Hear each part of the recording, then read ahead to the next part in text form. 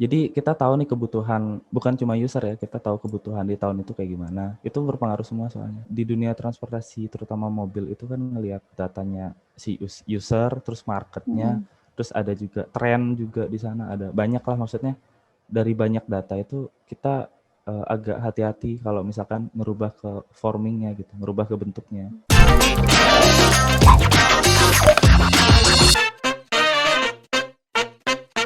Halo teman-teman semua, ketemu lagi nih bersama aku Audrey di acara Ide Talks Exprodes yang akan membahas seputar desain produk nih. Nah, sebelumnya kita kan sudah masuk ke episode ngebahas tentang peminatan kelas yang ada di desain produk. Nah, kali ini episode selanjutnya kita bakal membahas tentang peminatan kelas transportasi. Nah, tapi kali ini aku nggak sendirian nih karena ada co-host baru di acara ini. Yang sebelumnya Udah dipromosiin nih, udah dipromosiin. naik pangkat jadi co-host nih sekarang. Oke, ada Nityo di sini. Dan kali ini kita kedatangan bintang tamu yang lagi-lagi adalah senior kita berdua. Dan kali ini langsung aja kita sapa. Di sini ada Mas Kus. Halo Mas Kus. Halo. Gimana Halo Mas semua. kabarnya?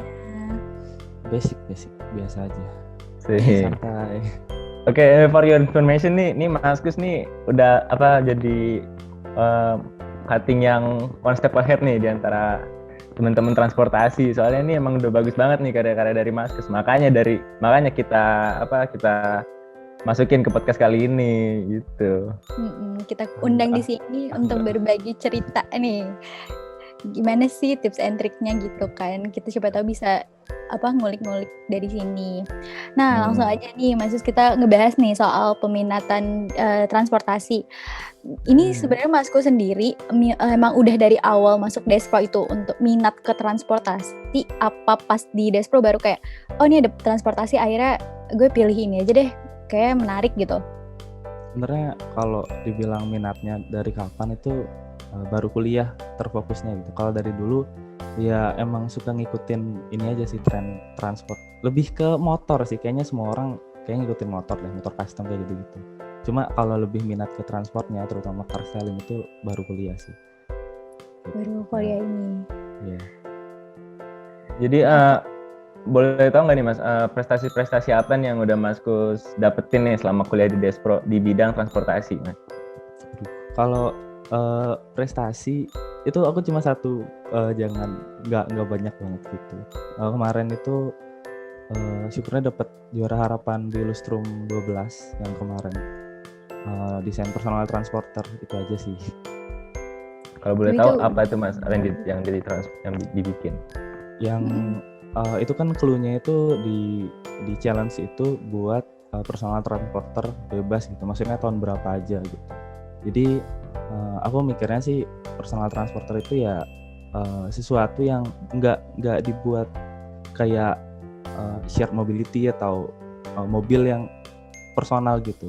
Jadi aku buatnya itu namanya itu Skobo. Itu gabungan skuter sama skateboard. Jadi aku ngelihat dari, sebenarnya bukan skateboard sih, longboard sih. Jadi aku ngelihat di longboard itu dia ada kekurangannya, ada kelebihannya juga, dan di skuter juga itu juga ada kekurangan sama kelebihannya juga. Jadi aku gabungin jadi satu gitu, tanpa dengan menghilangkan kekurangan, tapi kelebihannya itu tetap jaga gitu sih.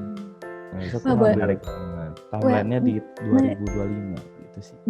Boleh kali Mas itu kasih tahu mungkin ke teman-teman yang ada di podcast ini desain tadi Skobo ya. Iya. Kalau nggak salah produknya itu kayak gimana, biar pada nggak penasaran gitu. Ini aku share screen nih atau gimana nih? Share screen. Iya boleh share screen aja Mas. Ini sih. Jadi aku ngambil timelinenya itu di tahun 2025, di mana urbanisasi itu tambah besar lah gitu. Di tahun 2025 itu diekspektasikan bahwa 280 juta orang itu pindah ke kota, dan bayangkan aja, maksudnya kota dengan ukuran yang nggak berubah kan. Kota kan nggak mungkin berubah kan, ukurannya nggak mungkin melebar gitu kan. Tapi orangnya nambah gitu sih. Jadi yang aku targetin itu DNA-nya itu ada peak traffic, hassle free parking, sama easy to use. Nah di sini aku menariknya itu kalau menurutku sih di easy to use-nya. Jadi karena syaratnya itu personal transporter yang apa ya, user friendly banget lah, buat kan personal banget. Jadi aku ngambil usernya itu generasi Z, dimana yang hidup dari yang lahir dari tahun 1995 sampai 2010 gitu. Jadi ya inilah ciri-cirinya Gen Z itu. Gitu. Terus ada motivasi di sini sama pain point-nya. Nah, pain point-nya itu ya kekesalannya dia. Kan ada kekesalannya itu, parkir itu masalah yang krusial lah kalau di perkotaan besar gitu. Terus traffic itu juga salah satu masalah yang yang ngeselin banget lah gitu kalau di perkotaan besar. Apalagi di Gen Z ini itu juga sangat-sangat keterbalikan banget sama pain point-nya, dimana dia itu suka main, suka kerja, explore, solid sama teman-teman, jadi aktif banget gitu. Jadi di sini aku dikerucutkan lagi itu gimana sih aku sendiri ngedefinisikan si make sense sama easy to use-nya. Itu yang pertama aku ngambil regular shape, karena aku ngelihat tren di tahun 2018 sampai 2020 ini itu kalian pasti tahu Honda C70 kan, yang ya semua orang kayak tahu. Jadi orang-orang di zaman sekarang itu kayak desain itu kalau menurutku pribadi sih muter gitu loh. Jadi Honda C70 yang lahir di tahun 70 sampai 80-an itu redesign kembali dengan bentuk yang ngambil DNA yang sama kayak gitu. Nah, aku mikirnya sih kayaknya orang di longboard sama skuter ini kayaknya juga bakal nggak mikir yang futuristik banget gitu.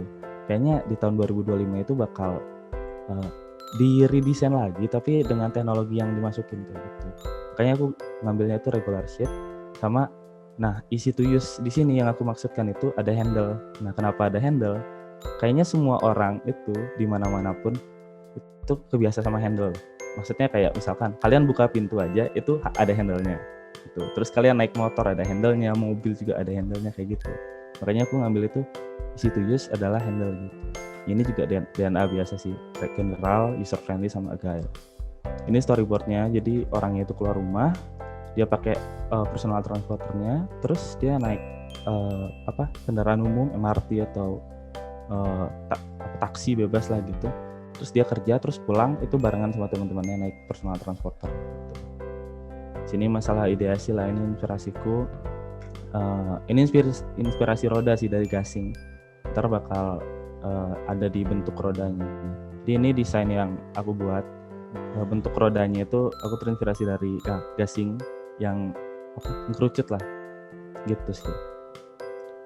Keren banget, udah bener detail banget sampai sedetail itu ngedesainnya. Oh nih Mas, sebelum akhirnya bisa sampai ngedesain sampai sejauh ini. Oh iya, boleh. Di kelas transportasi sendiri ya Mas, itu yang dipelajarin tuh benar-benar mempelajari semua jenis transportasi atau gimana tuh Mas? Sebenarnya kalau di transport, ntar kalau di desain produk itu kan ada namanya DP4. Di situ baru kalian pelajari transport.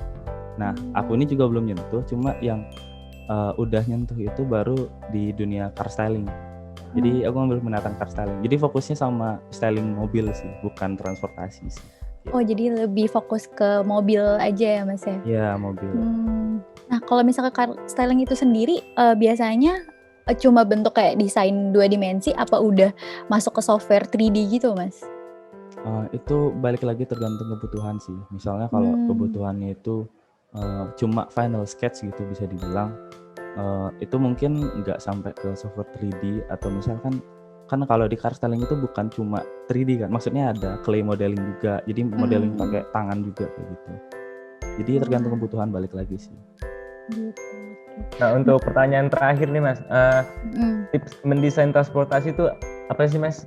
Biar kita bisa kayak Mas Gus tadi tuh, gila bikin Skobo keren banget tadi. Tips ya? Tipsnya nih? Iya benar. Kalau tips sendiri, kalau dari aku sih detailin dulu, maksudnya timelinenya kapan, terus usernya apa, marketnya gimana. Jadi kita tahu nih kebutuhan, bukan cuma user ya, kita tahu kebutuhan di tahun itu kayak gimana. Itu berpengaruh semua soalnya. Jadi detailin dulu baru kita tentuin bentuk gimana, bentuk yang menyesuaikan sama dunianya sih gitu, environment-nya semuanya lah. gitu. Oke. Mungkin. Masih ada waktu nih kita. Ini nih Mas, selama masuk ke peminatan car styling, yang menurut Maskus yang paling ribet itu apa? Dan yang paling disukai apa gitu dari belajar peminatan itu? Kalau yang paling ribet menurutku sih karena banyak data ya. Jadi kayak misalkan di dunia transportasi terutama mobil itu kan ngelihat datanya si user, terus marketnya, terus ada juga tren juga di sana, ada banyak lah, maksudnya dari banyak data itu kita agak hati-hati kalau misalkan merubah ke formingnya gitu, merubah ke bentuknya. Jadi mungkin yang agak ribet di sana sih, maksudnya nggak mungkin di peminatan lain itu dia lebih detail. Kalau di car styling itu kan agak kita nggak belajar mesin-mesinnya apa gitu dipakai kan gitu. Jadi mungkin ribetnya karena banyak data, jadi lebih hati-hati aja sih buat ngerubah ke bentuknya gitu. Wah, berarti ternyata dikirain tuh kayak proses desainnya, tapi ternyata sebelum proses desainnya itu justru yang harus lebih dihati-hatiin ya. Wah, gitu. Oh iya nih Mas, sebenarnya kalau misalkan peminatan car styling sendiri lebih banyak minat cowok apa cewek sih Mas? Kayak kalau cewek jarang ya. Kemarin car styling 1 ada kok cewek. Banyak, tapi ya lumayan lah, tapi nggak sebanyak cowok, iya benar. Iya sebenarnya kayak aku sendiri sebenarnya juga tertarik sih untuk ikut car styling, cuma mikir kayak aduh bakal berat gak ya, sanggup gak ya? Ayo. Gak Dre. Bisa. Nggak berat. Mas, aman kan ya Mas kalau nilai lulus ya? Aman, santai. Kayaknya insya Allah beratnya itu sama peminatan lain sama aja kok. Oh sama. Ya mungkin next semester. Lingkungannya nanti cowok semua gitu kan, keren bikin mobil. Maco ya. Maco. Oke deh kalau kayak gitu. Tadi udah mungkin itu tadi kayak pertanyaan terakhir dari kita juga. Jadi makasih banyak untuk Maskus atas waktunya. Sampai ketemu lagi di lain waktu. Thank you.